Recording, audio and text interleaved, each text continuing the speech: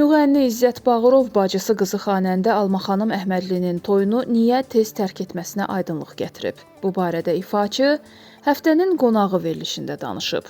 O vurğulayıb ki, toyun olacağından xəbəri olmayıb. Bu sualı Alma xanıma verin. Mənim heç toydan xəbərim yox idi. Toy danışılmışdı. Bacım mənə zəng vuranda söylədim ki, bəs bunu mənə deyin də. Axı mən toy danışmışam.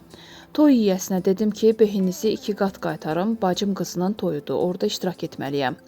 Cavab verdi ki, yox, əhdim var.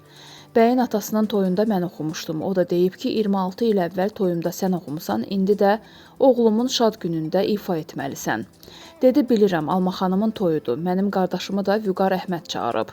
Söylədi ki, icazə verirəm, o toya 1 saat gedib gələrsən, bizi incitmə. Toy günü saat 9-da dedim ki, mən gedim. O saata qədər də dayanmadan oxumuşam ki, toy yiyəsinin gözünü yorum. Oradakılar da məndən beşsinlər, gedə bilim. Maşına minib məclisə gəldim, birbaşa səhnəyə getdim.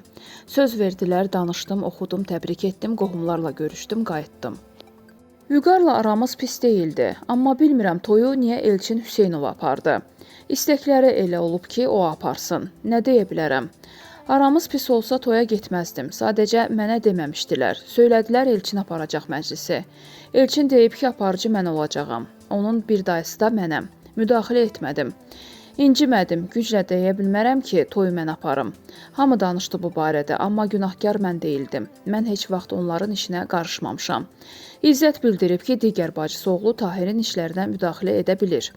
Çünki ona atalıq etmişəm, amma Alma xanıma qarışa bilmərəm. Birincisi atası var, ikincisi də həyat yoldaşı.